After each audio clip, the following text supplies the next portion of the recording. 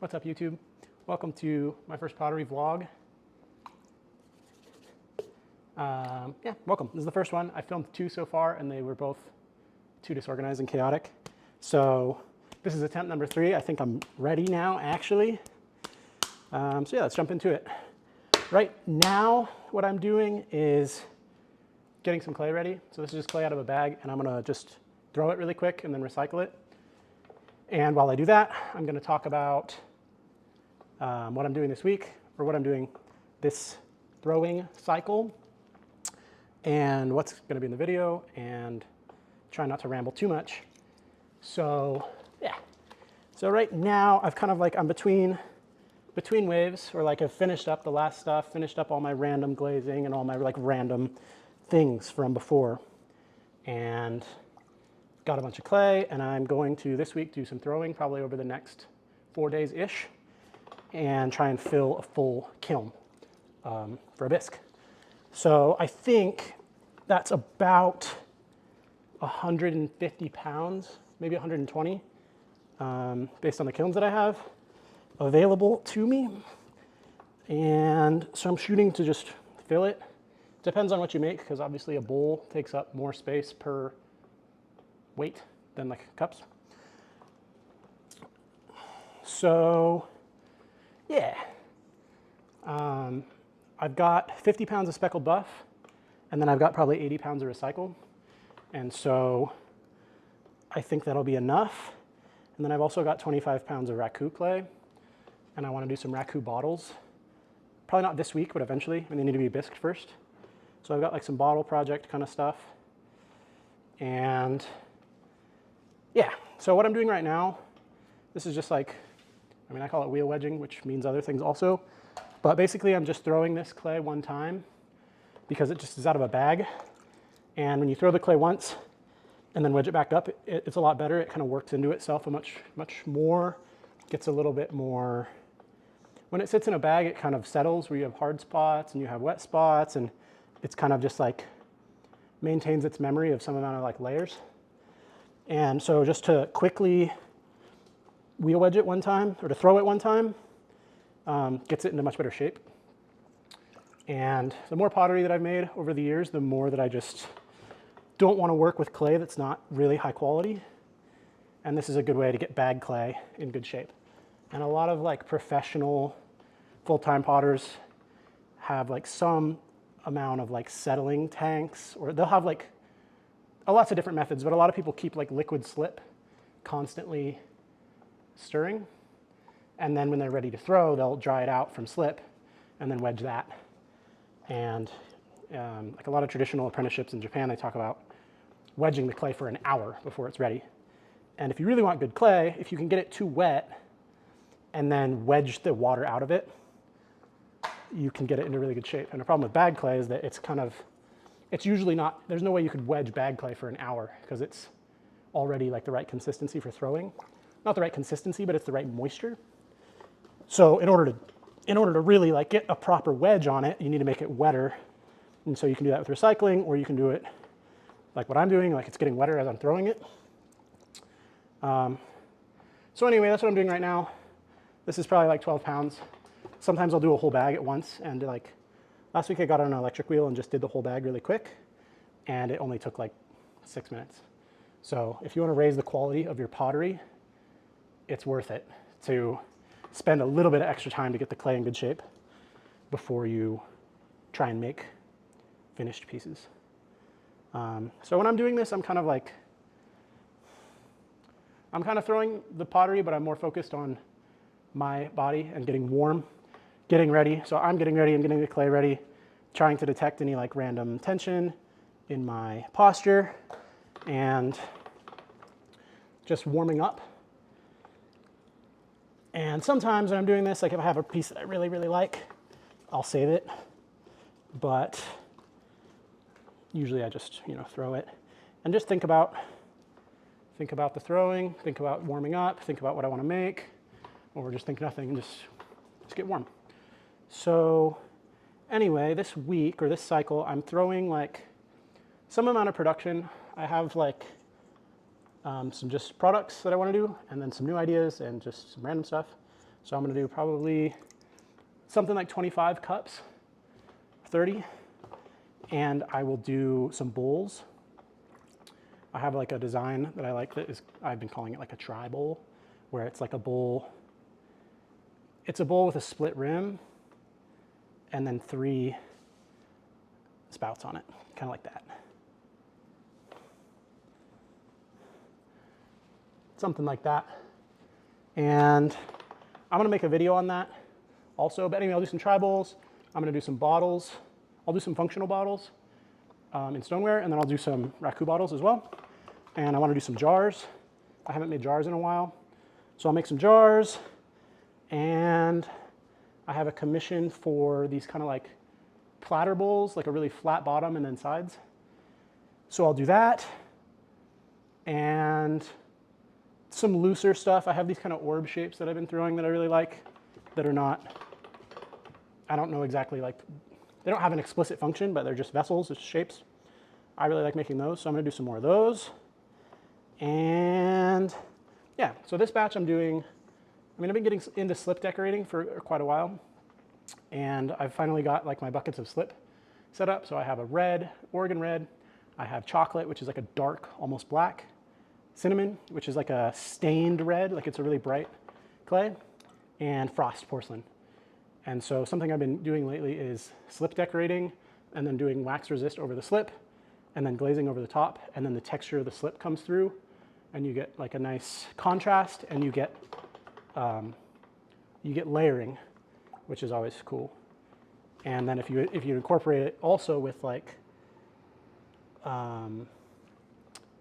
either iron decorating or wax resist with different kinds of glaze or these different things, you can get a lot of interesting layering effects and have like a lot of information. And it's a lot of times they're almost like cryptic, where you can't quite tell how it was done, because the bottom of the foot is like this one color, and then you see the slip coming through, and that's a different color, but it's clay, and it's kind of like, like what's going on here? And it kind of makes you think about it a little bit. So that's what I'm working on for this batch.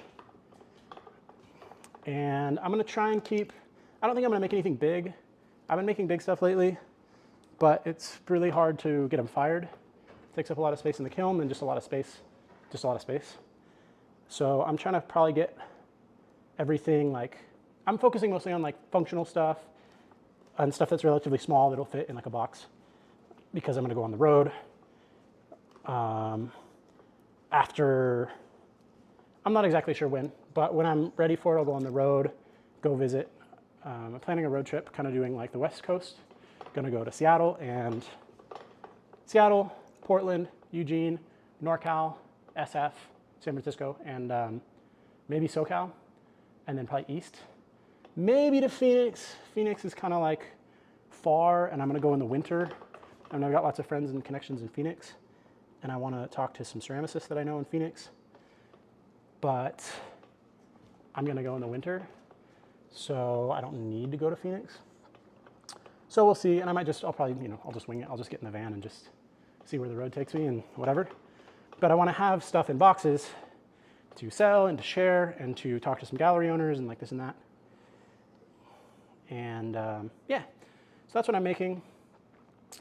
And I've got some throwing stuff that I'm working on this batch too. Something that I've read before of like, people in Japanese ceramics, they talk about when you're throwing, you're actually throwing the inside of the shape of the vessel. And I've never really understood what that means. And a lot of my throwing that I've done, I've been throwing the outside. And I'll do one right now, but I've been like a lot focusing on the shape of the outside of it. So I'll press really hard from the outside, like this, and get, I don't know if this camera's gonna pick it up, but leaving all the throwing lines in the outside so that your hands fit in the lines. And then once I have that, this like outside shape, then I'll go in from the inside and like open it up. That's kind of like the form I've been working with for a long time, a couple years, and I really like that. But last time I was throwing, I was kind of like focusing more on the inside shape And I'm not really sure how to put it into words, but it was different. I was focusing a lot on the pressure of my left hand and the fingers and really paying attention to the inside of the pot and just kind of letting the outside be, kind of just holding it from the outside and like holding the space.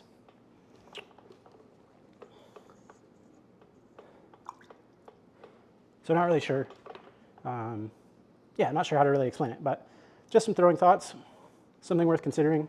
I mean, something I have thought about a lot is like, for a long time I was just throwing spirals where the whole shape has like variation on the inside and the outside that's consistent. And then I've noticed more that done in the right way, like when I'm throwing from the outside, I can keep the inside smooth and the outside with texture. And that's like throwing from the outside in and basically having control over where you're leaving the marks. And so kind of trying to do the opposite now of like focusing a little bit on the inside shape more and understanding like just the continuities and like how the two are related. And yeah, so the other thing I'm doing this week, I'm trying to wrap in, I've got a lot of ideas for like lessons and like different videos to do. And I'm trying to also film those while I do my production. So when I throw bowls, I'll do a video on what I like to call one-stroke bowls, which I'm not going to get into it now. I'll just make the video about it and you can watch that if you're interested. But it's basically just a different way of thinking about bowls and throwing the whole shape at once rather than like breaking it into steps.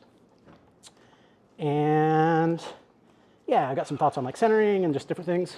So I'm trying to make videos on that, and then I'm trying to wrap up all of like the non-studio things like website, Patreon, just the different stuff, tying all the different pieces together and getting like a good consistent, like, or like not consistent, but like a good structure that flows all the way. So I'm gonna set up a Patreon. My idea for Patreon that I've had for a while is like, that's not always clear. People lots of times have like perks with their Patreon, or like they have some sort of like system built up of like sign up for the Patreon and you get like these things. And I've thought lots of different ideas about that, but I think what I want to do is do like a sign up for the Patreon and then every dollar you contribute goes as like credit. So if say you sign up for Patreon at $5 a month and you're signed up for 6 months, and so you've paid me $30, and then you go on my website or the Patreon and there's a pot that you want for $30, you can use that credit to get it for free because you've already paid for it. That's kind of what I want to do, as well as just offer like some amount of exclusive content or like access if you have questions or like whatever. Still not totally sure how I'm going to set it up, but trying to set it up this week, or like this week, trying to set it up whenever it gets done. And yeah, and then other than that, I'm building another kick wheel. I've got, I'll overlay it on this video, just like a photo or something of where I'm at, but I've got the top built, and now I've got to build the bottom. So I'm going to do that today, attach all the logs. Basically, I need like a circle, and so I'm going to attach 5 boards together, so it's a rectangle, and then cut the edges off with a chainsaw, and then build the wheel, and then sand it, and like get it round. So I've got to do the bottom today, and then I've got to go source some steel for the base, which I might go do after this, see if I can go to the scrapyard and see what they've got, or I will do it another day. But that's in the works. I'm trying to get set up building kick wheels with some amount of regularity, and I've got some videos talking about considerations, different things with the kick wheel and the electric wheel, which I'll do in another video, but that's in the works as well. So that's pretty much, yeah, that's what it is. So I'm trying not to ramble too much. This is already almost 15 minutes. So trying to not make the videos too long. I mean, the vlogs I'm not too concerned about because, if you're interested and you want to see what I'm doing, watch the vlogs. If you want things that are more condensed, I'll try and edit and like do the lessons better, or like not better, but more condensed. And the vlogs will just be, they'll just be vlogs. So yeah, this is kind of the orb shape that I've been talking about. I like to throw these off the bottom of the hump just because the angle is better, because it's this kind of like, I don't know, your hands fit inside differently. And yeah, so I'll make some of these.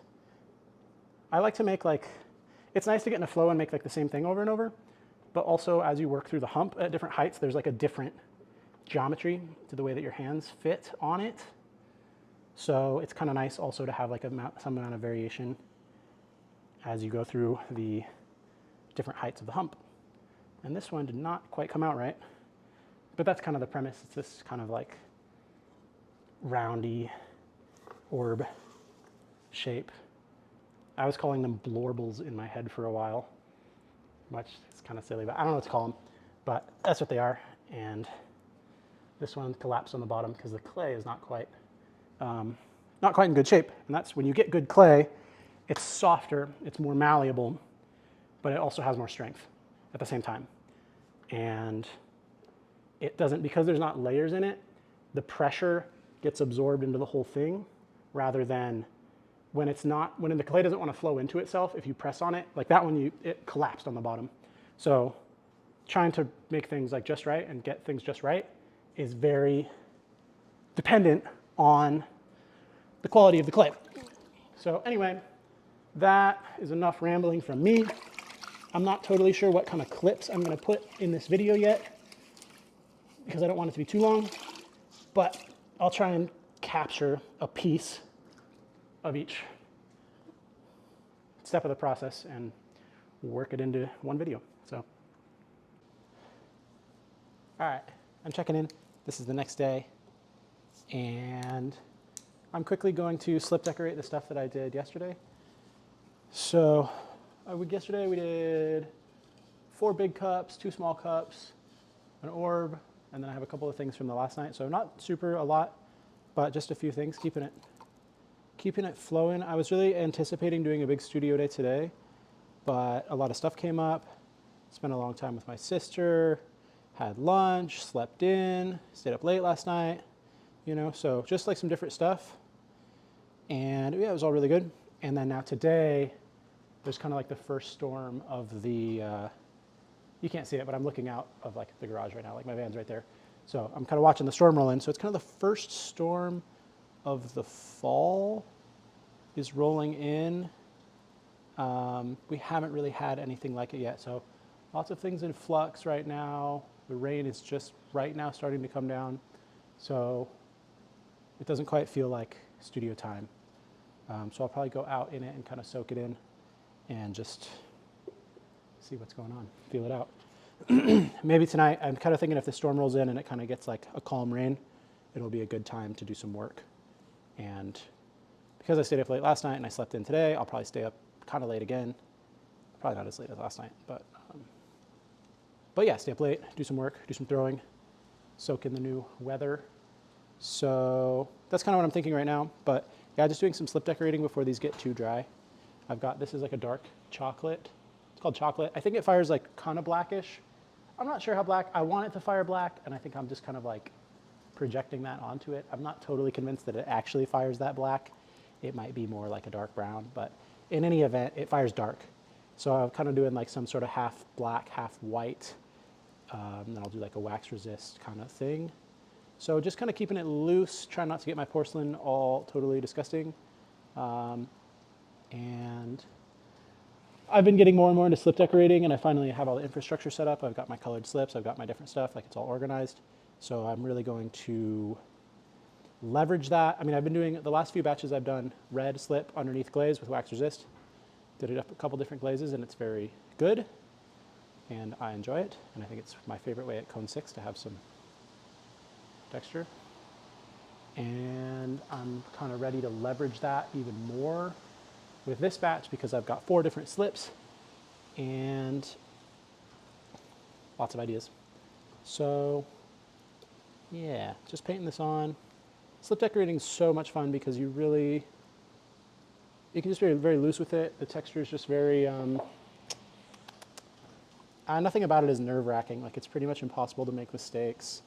And because I'm gonna glaze these anyway, it's gonna get covered. So it's just a very chill time, kind of do whatever. And something about painting on clay, painting clay onto clay, it's just very like, it's just very easy. It's just very easy, it's very simple. And you can just kind of go as slow or as fast as you want and just kind of kind of do it and just enjoy it. So yeah, it's nice. It's a good time. So I think all these I'm just going to do the black and the white. Not going to keep it too, not going to make it too complicated. I'll get the other slip out later for the next wave of stuff. But yeah, just keeping it super simple. And I'm going to do one. I don't want to make this clip so long, but I'll do one to show you what I'm thinking. And I might change my mind, or I might. This one's kind of screwed up. Not screwed up, but yeah, it'll take a little work. So I got my black slip, and then I'll take my porcelain. This porcelain's still a little thin. Could use a little bit of work. Yeah, it's very thin. Porcelain's going to need a couple of layers, or like some fire, to get, you know, less wet than it is. Yeah, well, whatever. This is what I'm thinking. I've got this porcelain, which I'll do another layer to and get it thicker. And then I've got this black, and then I'll glaze over everything and do some sort of design on both sides. So there's a black piece showing through and a white piece through like a wax pattern. Not sure what kind of shape, just even like a squiggle or like whatever. But I really like the slip underneath glaze with wax resist because you get like a different color clay peeking out from behind. I might have talked about this once, but anyway, that's what I'm doing. I'm going to end this clip so that the video is not an hour long, and I'll see you in the next one. All right, what's up, YouTube? We're back at the wheel. I'm going to wrap this vlog up right here. This is the last clip. And yeah, so I'm just here at the wheel. I'm going to throw a couple of things while I talk. And yeah, so I mean, when I started this video, I was like, I'm going to throw 100 pounds, which is what I always try and do when I try and plan anything, but I haven't done that. But we got through the first batch, which I think I filmed, and then did like a batch of slipware.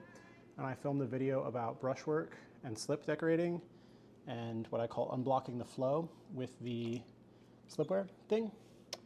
And so I did that yesterday. That's a good thing. And today, the last few days, I wanted to make a bunch of stuff, but it's been kind of just like, spent a long time with my sister, I think on Saturday, Friday, I don't know. Spent a long time with my sister, like kind of done a lot of things, gathered a lot of raw materials for different projects, like just kind of, you know, spent some time with my parents. It was the weekend, today's Sunday, so not quite the time to be like cranking shit out. Kind of like made a lot of new pathways, new branches, and now I'm kind of gearing up to like put a lot of volume through the same pathways that I've worked on. So my studio's set up, my clay's ready, my recycling's done, like I'm in a good place. So I'm throwing a little bit now, and I've got 15-ish pieces. But today I got up and was just kind of like same floaty.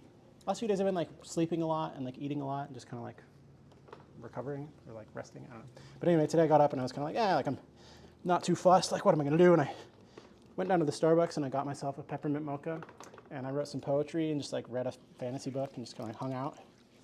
And I was coming back, and yesterday I went into this fucking rock shop on my way home, and they had like, well, because there was a gun shop and a rock shop, and I was kind of looking for the gun shop because I wanted to get gunpowder, because I've been doing these things on TikTok. Well, I did one of like making a design with gunpowder in the dark and then lighting it on fire, and it's like this kind of like fire thing. So I wanted to do some more of that, and I was like, I don't know anything about guns. Like, let me get some gunpowder. So I was in there in that plaza, but then there was a rock shop in the same plaza, and the gun store was out of business, and I went to the rock shop, and they had a bunch of cool shit, and they had all these like rockhounding books of like where to find rocks, like where to find gemstones and stuff.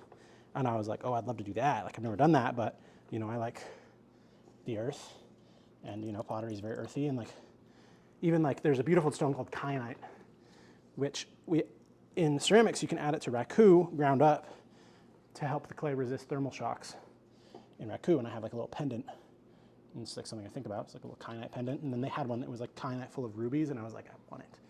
But I didn't get it, but I got all these rockhounding books about Idaho and Montana and Oregon, and I should have got one for California, but I didn't see like a California one. But anyway, I was in there and I sold the lady a mug. She was really nice.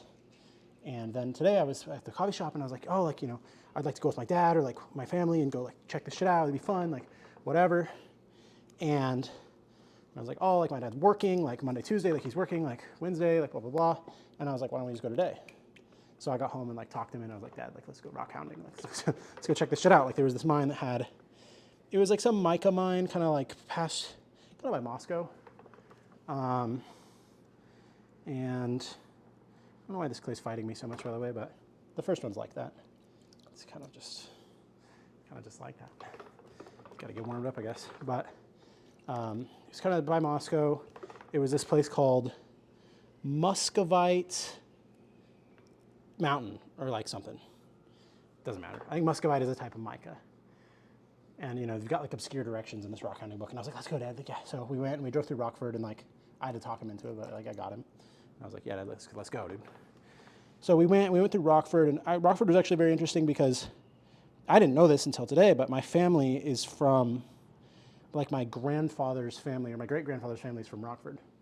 And so they all had, there was like a bunch of kids in my great-grandfather's family, and they all had like, each kid had a different farm around Rockford. And so it was kind of like a cool family history thing. And my dad was telling me all this shit about, you know, his family, or our family, and the different people, and like how they all had shit in Rockford. And like most of them were women, so the Presnell name is gone.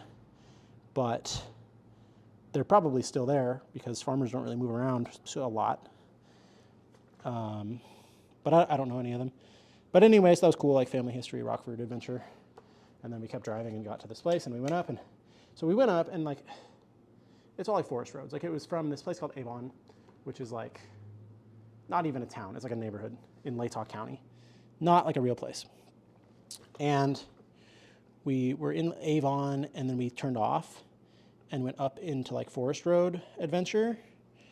And we, it was like 7 miles up the forest road with like pretty like detailed-ish instructions, but like shit's from 2019. You never know how stuff changes. Like, who knows? So we went up on this adventure up down the road, made it, no problems with like, we made it. Get there, and it's just like all of a sudden in the middle of nowhere, we're in the middle of nowhere, and we see like a big fence, no trespassing, so much orange spray paint. And I was like, whoa, like take it easy with the orange spray paint, like easy. And then, you know, that was that. And then we went a little bit more, and then we hit this gate that was like no trespassing, end of the road.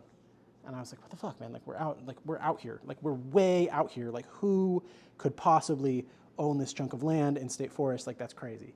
But I was like, well, whatever. Like, and so we turned around, we went back, we saw the sign for mica mine. And I was like, well, whatever. Like, let's go check out mica mine. Like, I'm just out here to vibe, like, whatever.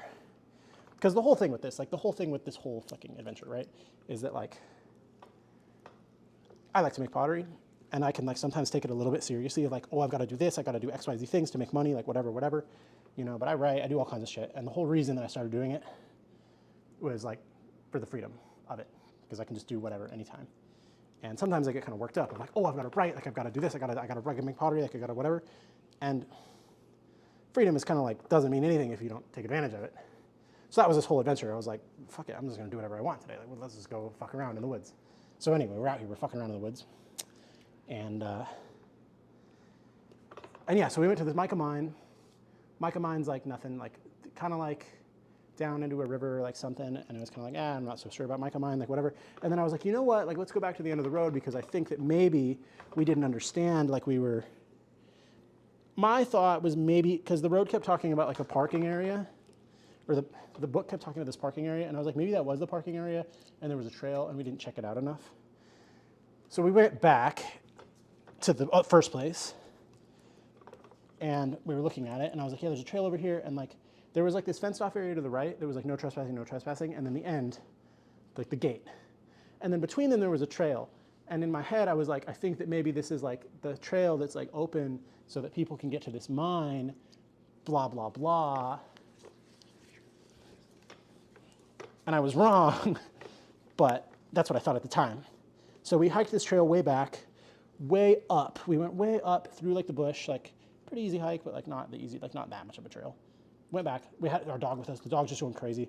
The dog is just going like a mile a minute, just running through the brush, just doing crazy shit. Getting all bloody and just like, we were like, whoa dog, like chill.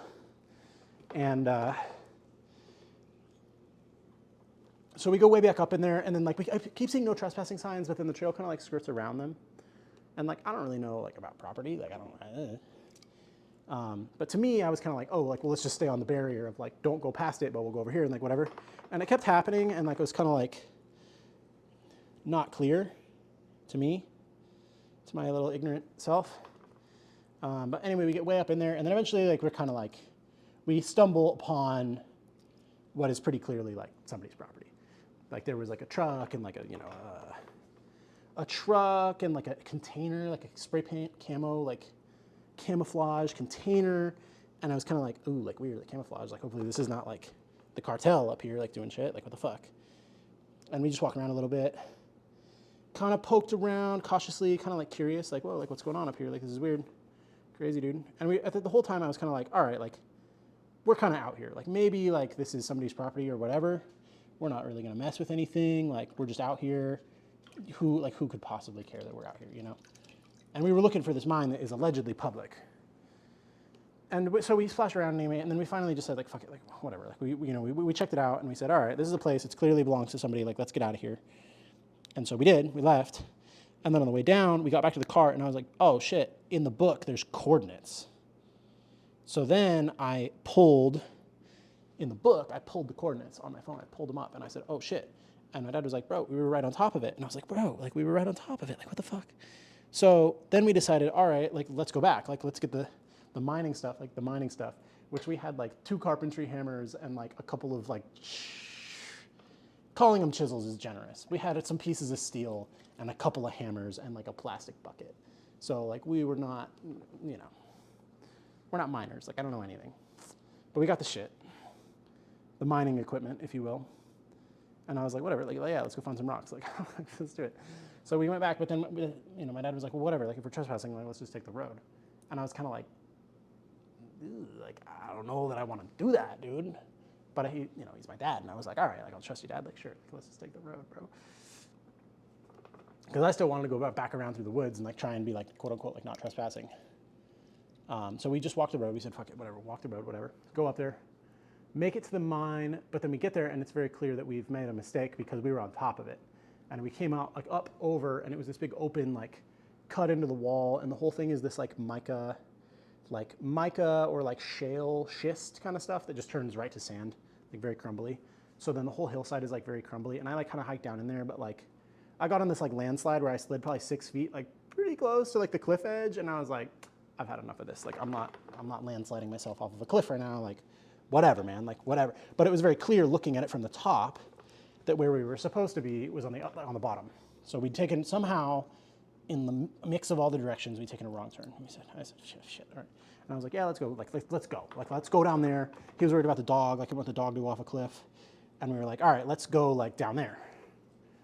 And so then we walked back, and we said, fuck it again, because we're dumb. And we said, fuck it, we'll just walk the road and we'll just trespass. Like, we're out here in the middle of nowhere, and like, we used to live out in the middle of nowhere, and like, there was no trespassing signs, but it was kind of like, I don't know, like, the land is the land, man. Like, it's kind of like, like, you want to pass through, like, whatever. Like, I don't know, it's kind of like gray area. Everybody has a different thought about their property. Every time I'm hanging out with my uncle, not every time, but he's like, you can't own the land. It's the land. I'm like, yeah, Jeff, it's the land. Like, you can't own the land. But like, you know. But anyway, so we walked on the road, and you know, as we were coming down, my dad saw this photo. He saw this there was a pig, like a pig carcass, like a head and like the torso of it, like gutted, but like pinned to a tree. He pulled out his phone and took a photo, and I was like, whoa, that's crazy, bro, like weird. And then we got down there, and I was like, oh, somebody's here.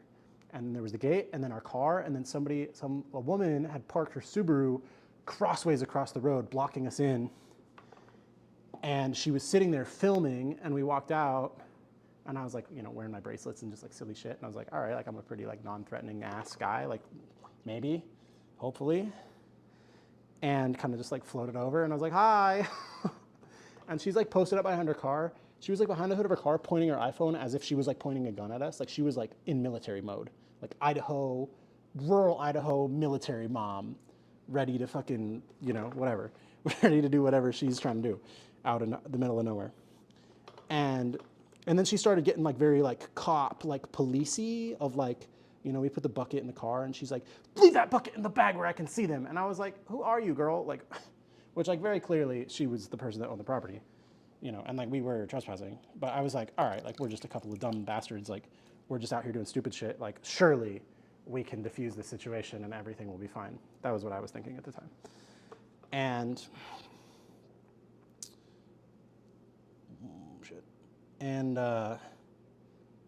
that is not what happened. So I was like, all right, whatever. So, you know, we put the dog in the car, and I was like, all right, this is like not a great situation. Like, you know, like we are trespassing, like we are. And I was like, yeah, she probably has this on camera or like something. Like, this is not, you know, this is not great. This is not super great. And so I like went up to talk to her, and I was like, I forget what I said to her, but I was kind of like, hey, like we're just like doing whatever. Like we're not trying to do shit. Like we weren't trying to trespass. We kind of got confused, which like is kind of true, you know, because we did not mean to trespass the first time. And then we kind of said, fuck it. And then we did mean to trespass, but we were like, well, we're not going to touch anything. So, you know, like we were being bastards, but like, as you do. And she was kind of like, the sheriff's on his way. She's like, I don't want to talk to you. My dad tried to like show her. We were like, oh, we found a book. And she's like, what book? And he was trying to walk around the car. And she's like, stay on the other side of the car. And we were like, whoa, lady. Which I get it. Like, you know, we're like two men in the woods and she's like a woman by herself. And like, I don't know if she had a gun, but like we didn't, you know, we could have, like we didn't. We're not gun people, but like we could have, you know, you just like, I get it that, you know, she's on edge. I mean, she was on edge. Like all the way on edge. But anyway, so that was weird. And I was like, all right, like, I was like, but I did say to her, I was like, I'm not totally sure that it's legal for you to be detaining us right now with your car parked across the road. Like, I don't know you. And, you know, and then she's like, I'll put the sheriff on speakerphone or whatever. So she calls the sheriff, and like the sheriff's like on his way. And she moved her car, because she was like, am I allowed to have my car here? And the sheriff was kind of like, I mean, if they're gonna stay, like, yeah, like move it, because like you can't do, like, come on, like, you know, like she's not, get off your vigilante shit, like, you know, like whatever, like we could have left, which we might have had a warrant for arrest or like whatever, but like we could have, like, you know, she's not a cop, like whatever. But anyway, I was like, we'll wait for the sheriff, you know, like, because I was still like, okay, like, I was like, we can talk this out, surely.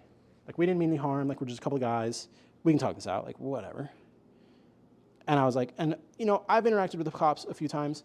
I've interacted with some very, like, prick, fascist, asshole cops, but most cops are good people, and they're good at their job, and they're not going to get, you know, they have to deal with so much stressful shit all the time that my goofy ass walking around looking for rocks is not going to concern them. Maybe they'll be annoyed and give me a ticket because they got to drive 8 miles out in the middle of nowhere. Maybe they won't, like, who knows. So I was like, I'll deal with the sheriff, you know. And then we sat and we were just waiting. And this woman just like didn't want anything. And I walked up to her and I was like, hey, like, can I talk to you? Like, do you want to communicate at all? And she was just like, no, like, fuck off. She was like, I'll wait for the sheriff. And I was like, all right, like, sure. I was like, sure, lady, like, I'll wait. Fucking sure. And so we did, and we just waited, and I hung out, and like, and it was pretty good. We had to wait like an hour, but it was good because, like, I mean, lately I've been doing a lot of like meditation and kind of found this like state of that people talk about in meditation of like feeling bliss when meditating and just being able to sit and feel like not just calm but like joyful and like blissful and like hard to put into words. And like I didn't really understand what bliss meant until like I kind of like had the experience. But I've been like working on a lot of that kind of thing lately.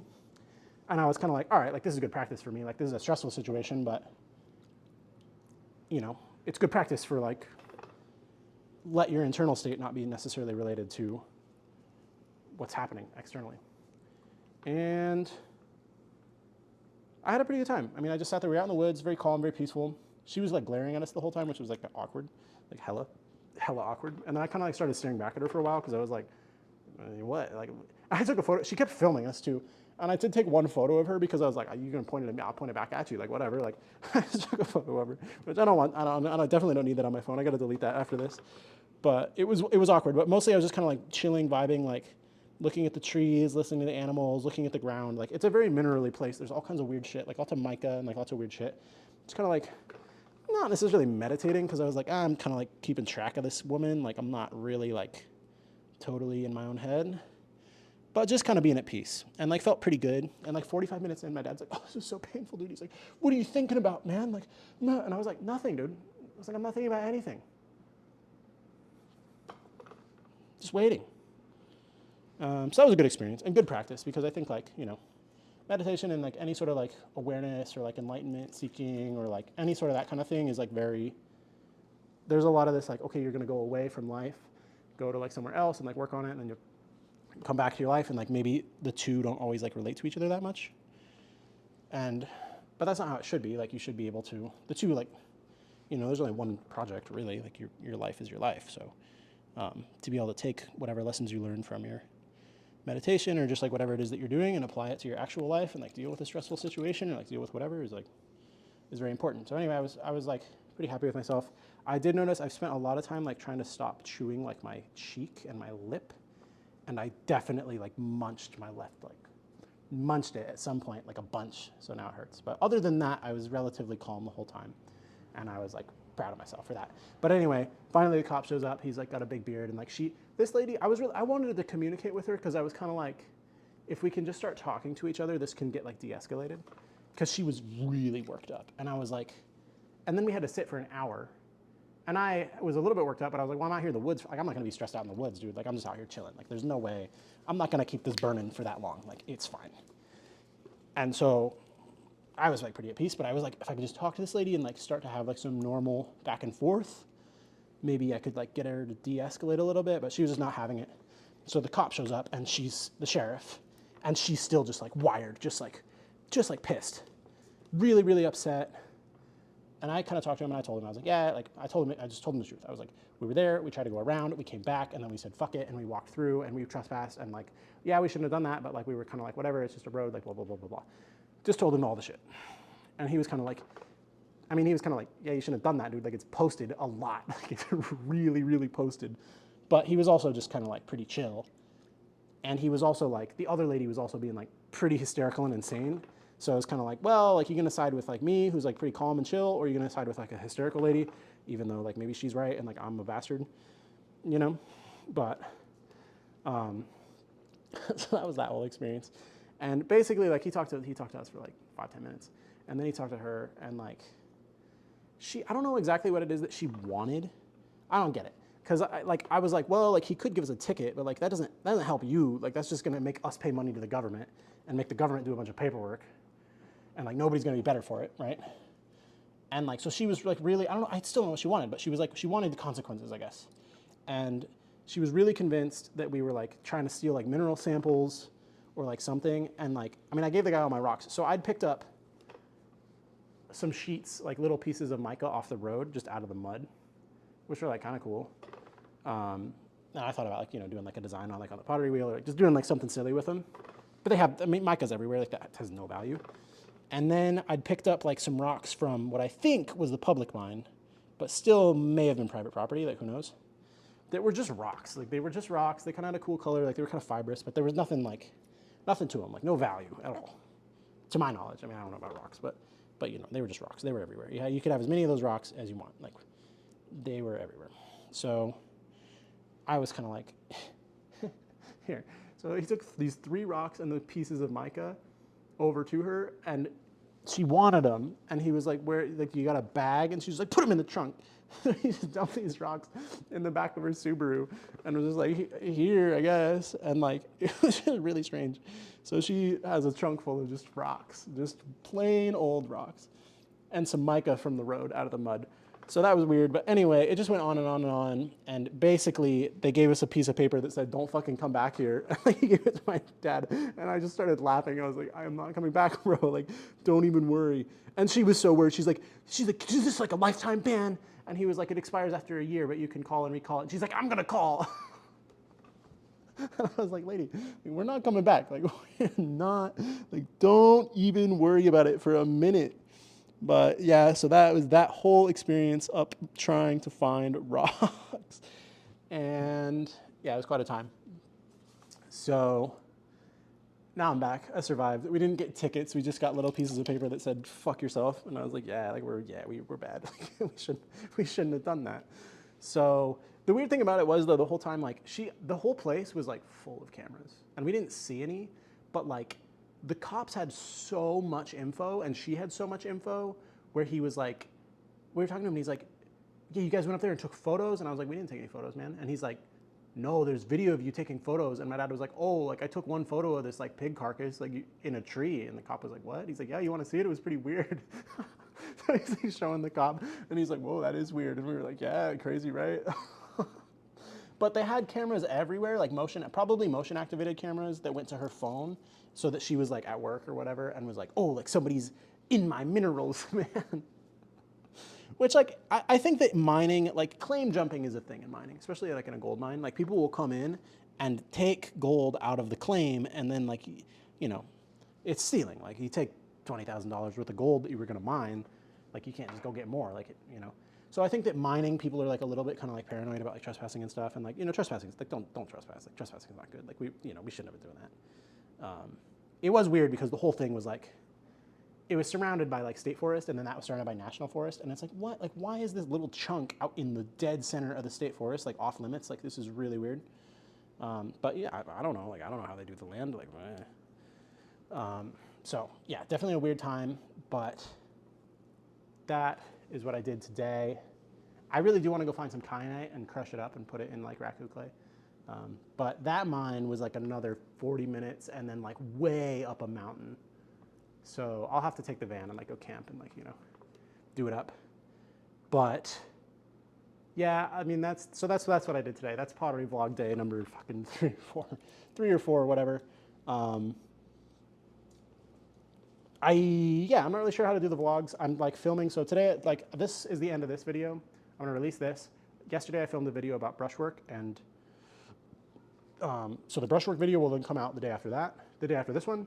And then hopefully I'm gonna do a video about posture and throwing, kind of like about the angle of your shoulders and like using a kick wheel and like different kind of stuff like that.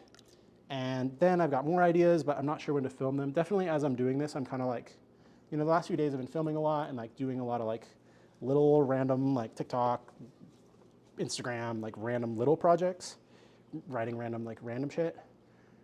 But I kind of want to get back into like my flow of like, I've got some more extended writing to do and I've got like more volume pottery to do.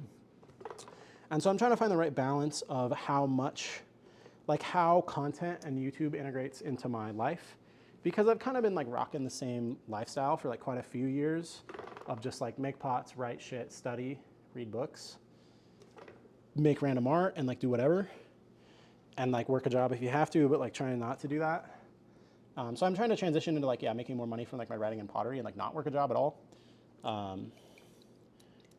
But point being, I've had kind of the same like vibe for like quite a while. And a lot of it is pretty like long attention span. Like don't go on the internet, don't make content, like don't like just don't be distracted. And so now I'm kind of getting into like content, like some more short form content and getting into like some different shit that I like doing, but it does have like definitely the ability to be distracting or just even just take up a quantity of time that I'm not necessarily used to. And so I'm kind of trying to get a good system of like different waves of like I think the last few days was really good because I did a lot of different things, bought a lot of materials, ran a lot of errands, organized, bought bookshelves, like did laundry, just like organizational stuff, recycled all my clay, set up my studio, like, you know, just did work. And in that time, it was pretty easy for me to make like videos and stuff because they don't take that long and it's kind of like a scatterbrained project anyway. Like it's not 4, 5, 6, 7, 8 hours of studio time. It's just like, yeah, like film a video, like edit it, blah, blah, blah. Like it's totally a different wavelength. So I'm trying to find the balance of like how much I want to deal with that. Not deal with it, but like how can I maintain the things that are very important to me that I built up over a long time and then also incorporate new stuff. And I think this kind of like, yeah, finding the right rhythm. It's about the rhythm, you know? So yeah, so I'll probably film, I'm gonna film the posture video probably tonight if I throw into the night, which I'm not totally committed to, but I'm considering. Or maybe I'll just throw. But one of these days I'll film it, but I already did the brushwork video, so that's just gonna be uploaded. This video is gonna take a little bit of editing, but I think it's only like 4 or 5 clips. And I'll make a video of like what I've made in this. I'll take a clip of what I made in this video and like overlay it at maybe like right here would be a great place to overlay it. But I'll overlay that and like, you know, it's a little bit of editing. I'm trying to kind of free myself of editing too much and just try to be like coherent and organized with what I'm saying the first time. so that it doesn't need to be like edited to hell. And you know, I really like oral storytelling. I'm trying to be like more in that vein and just be like coherent in my own head so that I can speak coherently in one take. So that's pretty much all I got. I'm gonna just finish up this pot. This is kind of just a nondescript shape. I grabbed the torch because I was thinking about making a bottle. And since I did that, I might as well make a bottle. So this is a bottle in progress. I don't know that I have any more words for y'all, but if you want to stick around, watch the rest of this bottle, feel free to do that.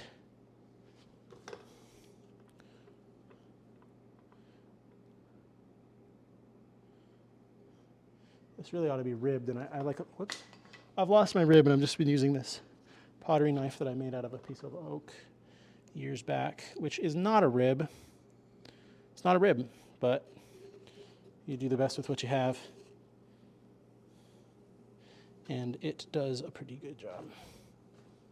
I mean, really, it is a rib, like it is. Like, what's not a rib, you know?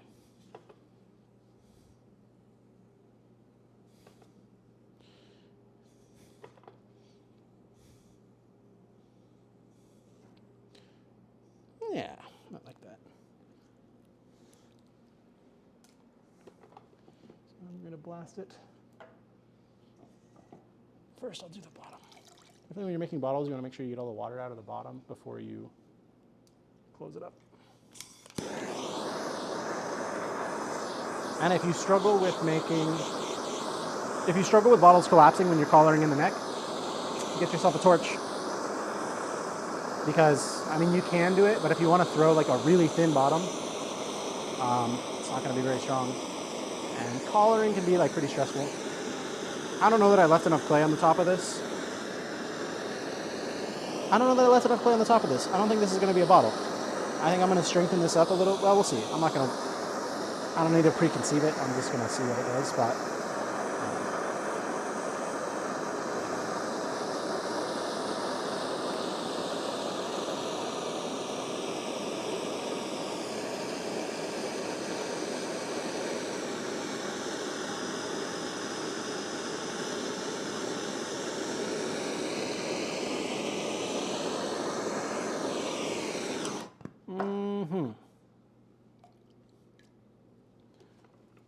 yeah, I did not leave a ton of clay. This would be a really good shape for adding a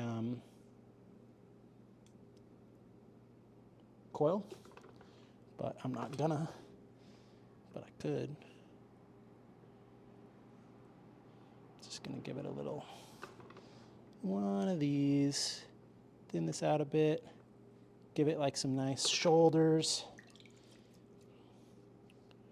or shoulder. These pots have shoulders. Shoulders? Surely.